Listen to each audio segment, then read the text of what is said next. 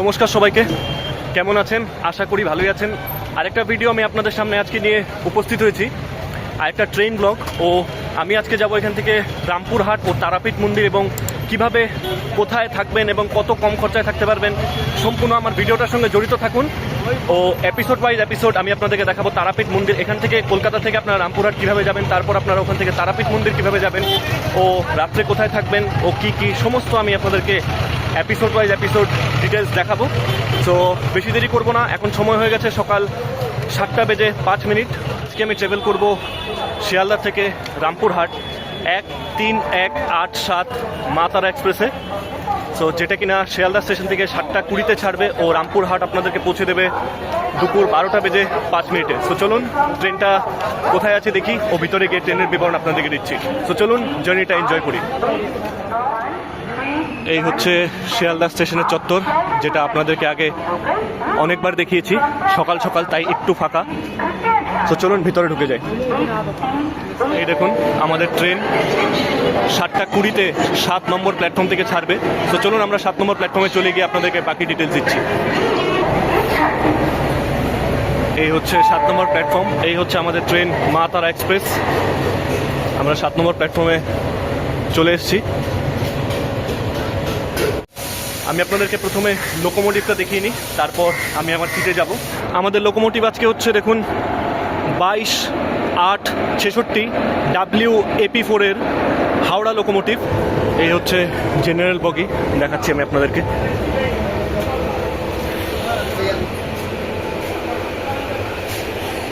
এই দেখুন জেনারেল বগি পুরো ফাঁকাই রয়েছে। আমাদের সঙ্গে 5টা জেনারেল, 5টা সেকেন্ড সিটিং বা 2S বা নন এসি চেয়ার কার বলতে পারেন যেটা, আর একটা এসি চেয়ার কার ও একটা লেডিস ও 2টো SLR নিয়ে আজকে আমরা যাত্রা করব। চলুন, আমার সিট পড়েছে D5। তো চলুন D5-এ চলে যাই। এই হচ্ছে আমাদের কোচ D5। তো চলুন উঠে পড়ি ও দেখি।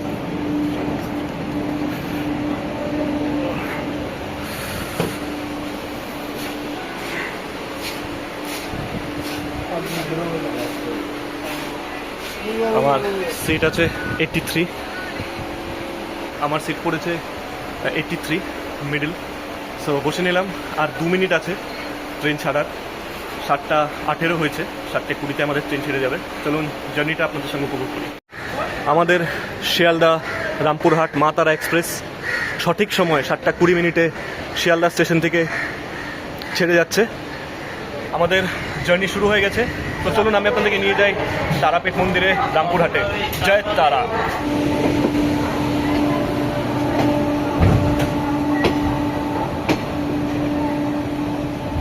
এই দেখুন পাশে আমাদের শিয়ালদা পুরী দুরন্ত এক্সপ্রেস শিয়ালদা এসে পৌঁছেছে।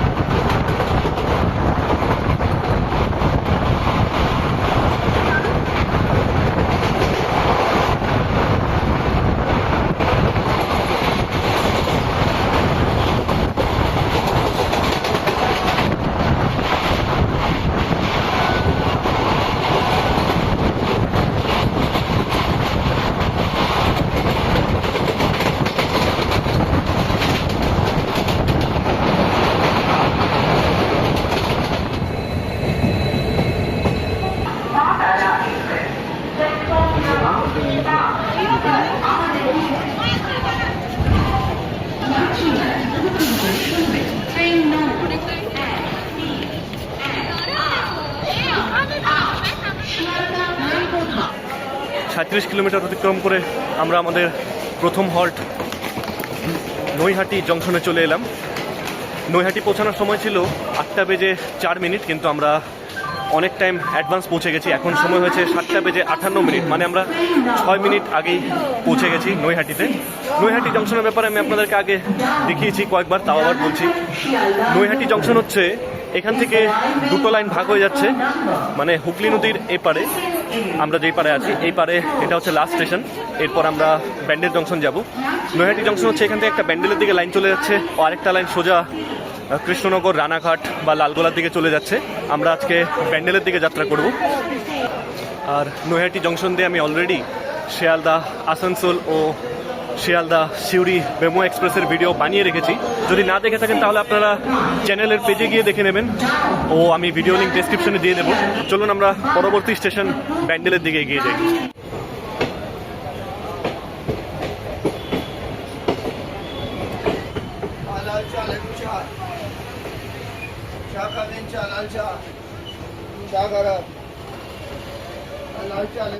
ওই দেখুন নৈহাটি জংশন লাইন, ওই লাইনটা চলে যাচ্ছে সোজা কৃষ্ণনগর, রানাঘাট, কৃষ্ণনগর, লালগোলা লাইনে। ও আমরা এদিকে ব্যান্ডেলের দিকে চলে গেলাম।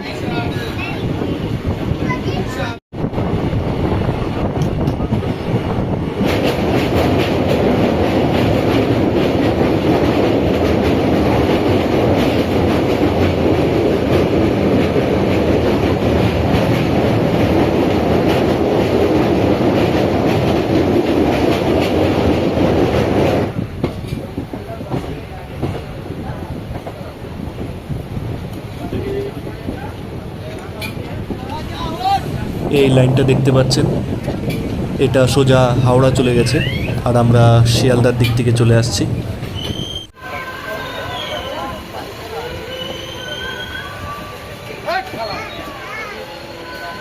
নৈহাটি থেকে 9 কিলোমিটার, অর্থাৎ শিয়ালদার থেকে 46 কিলোমিটার অতিক্রম করে আমরা এখন পৌঁছে গেছি আমাদের ট্রেনের দ্বিতীয় halt Bandel junction. Bandel junction আমি আপনাদেরকে আগেও দেখিয়েছি। ব্যান্ডেল জংশনে আপনারা নেমে এখানে বিখ্যাত চার্চ ও অনেক ভিজিটিং প্লেস দেখতে পারবেন। একটা ছোট দ্বীপও রয়েছে। ও এখানের ইম্পর্টেন্ট জিনিস যেটা কিনা বঙ্কিমচন্দ্র চট্টোপাধ্যায় এখানেরই পাশাপাশি একটা জায়গা আছে, তো ওখানেও ভিজিট করতে পারেন। ওখানে বসে তিনি বন্দে মাতরম, যেটা আমাদের দেশের রাষ্ট্রগান, সেই গানটা লিখেছিলেন। সো চলুন ব্যান্ডেলের ব্যাপারে আপনাদেরকে ডিটেলস দিচ্ছি। ব্যান্ডেল জংশন কেন এটা আমি আপনাদেরকে বলছি। আমরা পিছন থেকে এলাম শিয়ালদা লাইনের থেকে, ও আপনাদেরকে কিছুক্ষণ আগে দেখালাম পিছন থেকে আরেকটা লাইন এসছে যেটা কিনা হাওড়ার থেকে এসছে। সামনে আর দুটো লাইন আছে, একটা হচ্ছে কাটোয়া নবদ্বীপ ধাম আজিমগঞ্জ লাইন, আরেকটা হচ্ছে শক্তিগড় হয়ে বর্ধমান লাইন। তো আজকে আমরা শক্তিগড় হয়ে বর্ধমান লাইনে চলে যাব। সো চলুন আমরা ব্যান্ডেল ছাড়িয়ে পরবর্তী স্টেশন বর্ধমানের দিকে এগিয়ে যাই।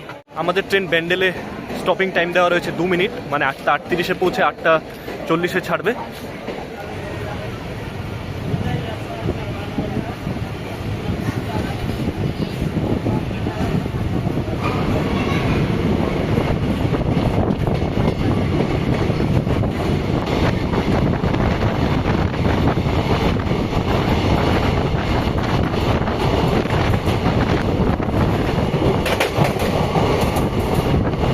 দেখুন ওই লাইনটা চলে যাচ্ছে নবদ্বীপ ধাম, কাটোয়া, আজিমগঞ্জের দিকে, আর আমরা চলে যাচ্ছি বর্ধমানের দিকে।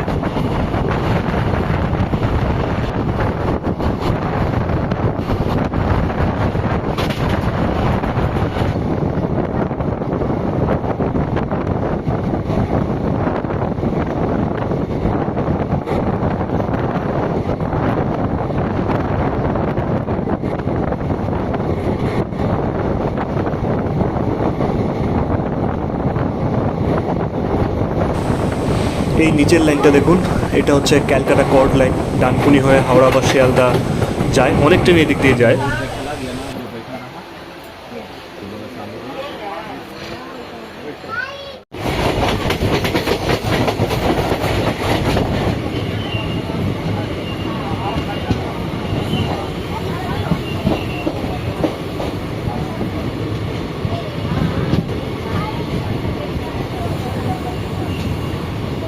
একশো 13 কিলোমিটার অতিক্রম করে আমরা এখন এসে পৌঁছেছি বর্ধমান জংশনে, যার পৌঁছানোর সঠিক সময় ছিল 9:30, কিন্তু আমরা পৌঁছেছি 9:42।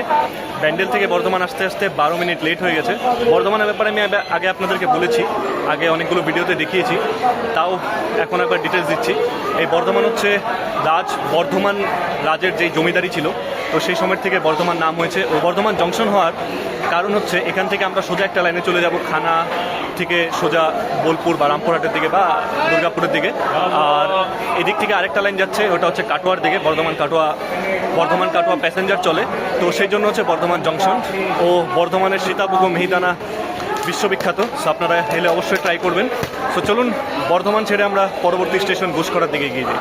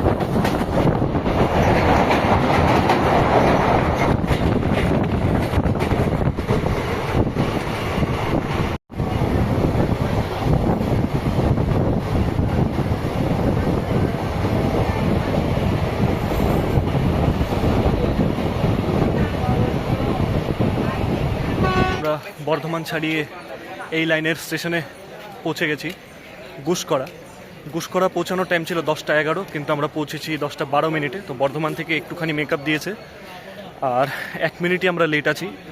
গুসকরায় স্টপিং টাইম হচ্ছে 2 মিনিট। আর গুসকরার ব্যাপারে বিশেষ কিছু বলার নেই, একটি পৌরসভার আন্ডারে পড়ছে।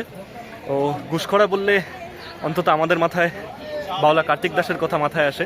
জানি না কার্তিক দাসের জন্ম কোথাও লেখা আছে রামপুরহাটের কাছের একটি গ্রামে, আর কোনো জায়গায় লেখা আছে গুসকরাতে। তো জানি না কোনটা সঠিক, তো আপনারা জানলে কমেন্ট করবেন যদি গুসকরা বা বীরভূম জেলার কেউ আছেন। হয়তো এমনও হতে পারে যে কার্তিক দাস এখানেই বড় হয়েছেন। চলুন, ট্রেন ছেড়ে দিয়েছে, পরবর্তী স্টেশন বোলপুরের দিকে গিয়ে যাই।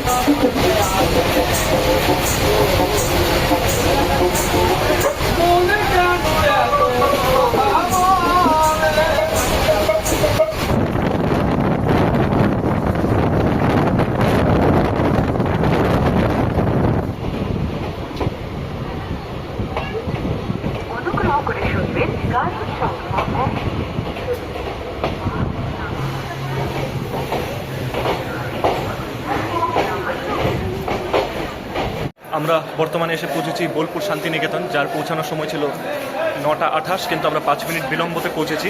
9টা 33 হয়েছে এখন। আর বোলপুর শান্তিনিকেতন বিশ্বকবি রবীন্দ্রনাথ ঠাকুরের শান্তিনিকেতনের জন্য সবসময় বিখ্যাত। ও শান্তিনিকেতনে তো 3 বছর আমি পড়াশোনা করেছি। বোলপুর শান্তিনিকেতনে এই ট্রেনের স্টপেজ টাইম হচ্ছে 2 মিনিট। চলুন আমরা পরবর্তী স্টেশন প্রান্তিকের দিকে এগিয়ে যাই।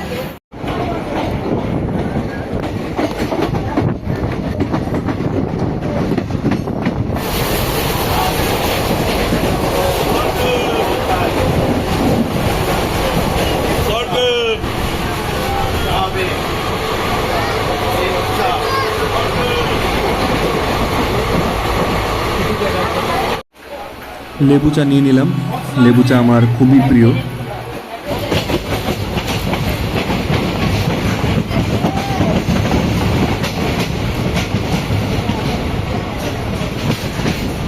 বোলপুর শান্তিনিকেতন পার করে এখন এসে পৌঁছেছি প্রান্তিকে। প্রান্তিক হচ্ছে আপনার বিশ্বভারতী ইউনিভার্সিটি বা বিশ্বভারতী এরিয়া যেটুকু আছে, বিশ্বভারতী এরিয়ার খুবই কাছে হচ্ছে। তো এখান থেকে আপনারা যেতে পারবেন। প্রান্তিকে স্টপিং টাইম হচ্ছে 1 মিনিট।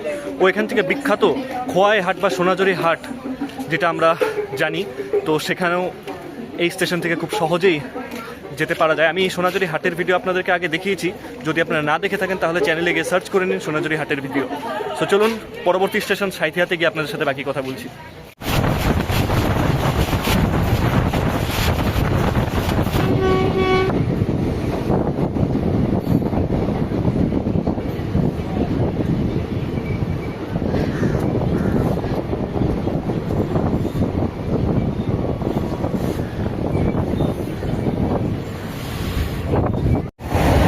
একশো 98 কিলোমিটার অতিক্রম করে আমরা পৌঁছে গেলাম সাঁইথিয়া জংশনে। সাঁইথিয়া জংশন হচ্ছে বীরভূম জেলাতেই পড়ছে। সাঁইথিয়া জংশন কেন আমি আপনাদেরকে বলছি, পিছন থেকে আমরা এলাম বর্ধমান লাইনের থেকে, ও সামনের দিকে চলে যাবো রামপুরহাটের দিকে, ও আরেকটা লাইনের দিক থেকে যাচ্ছে যেটা কিনা সিউড়ি দিয়ে অন্টাল হয়ে আসানসোলের দিকে নিয়ে যাচ্ছে। তো এটার জন্য সাঁইথিয়া জংশন। তো চলুন পরবর্তী স্টেশন তারাপীঠের দিকে চলে যাই। আমি এই ট্রেনের ভাড়াগুলো সম্বন্ধে আপনাদেরকে বলছি। এই ট্রেনে টোটাল 3 প্রকারে আপনারা যেতে পারেন। একটা হচ্ছে জেনারেল, যেটার ভাড়া পড়বে 85 টাকা করে। ও আরেকটা হচ্ছে সেকেন্ড সিটিং বা 2S বা নন এসি চেয়ার কার যেটা বলতে পারেন, ওটা হচ্ছে আপনার বলতে বলতে ট্রেন ছেড়ে দিল।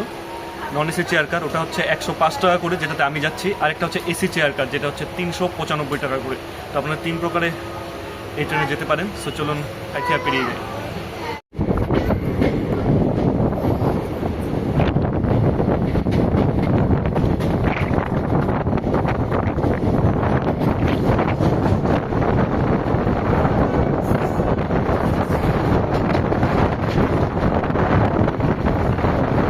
চলুন আমি আপনাদেরকে ওয়াশরুমের কন্ডিশন দেখাচ্ছি।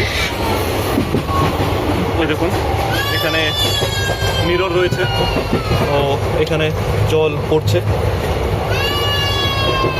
আর এটা হচ্ছে ওয়াশরুমের।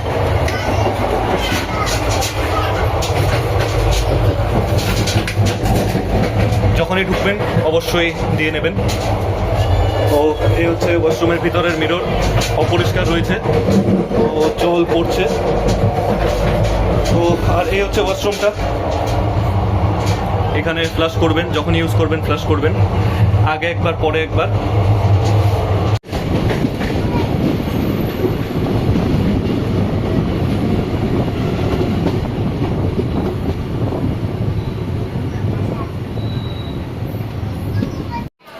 ফাইনালি আমরা এসে পৌঁছালাম তারাপীঠ রোডে। তারাপীঠ রোডে পৌঁছানোর সময় ছিল 11টা বেজে 35 মিনিট, কিন্তু আমরা 10 মিনিট বিলম্বে পৌঁছেছি। 11টা বেজে 45 মিনিট। এখান থেকে আপনারা টোটো, বাইরে মোটর ভ্যান পেয়ে যাবেন তারাপীঠ যাওয়ার জন্য।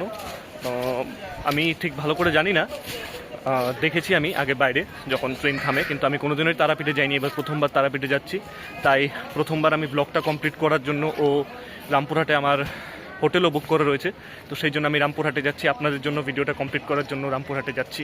প্লিজ সাবস্ক্রাইব অবশ্যই করবেন ও আমাকে উৎসাহ দেবেন। আমি অনেক জায়গায় যাচ্ছি ও আপনাদেরকে আরও সুন্দর সুন্দর ট্রাভেলের ভিডিও আমি নিয়ে আসবো।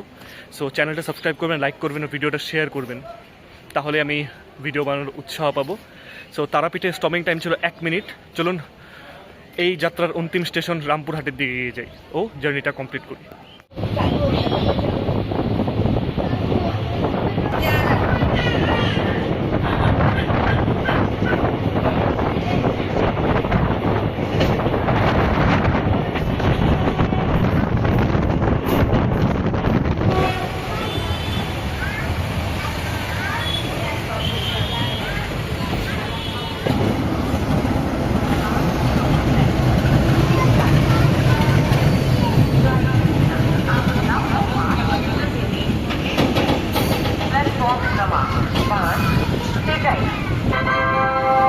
May I have your attention, please?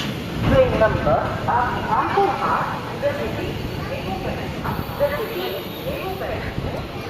Finally আমরা আমাদের যাত্রাপথের অন্তিম স্টেশন রামপুরহাটে এসে পৌঁছেছি, যার পৌঁছানোর সময় ছিল 12টা বেজে 5 মিনিট, কিন্তু আমরা পৌঁছেছি 12টা বেজে 3 মিনিটে, মানে 2 মিনিট বিফোর আমাদেরকে পৌঁছে দিয়েছে।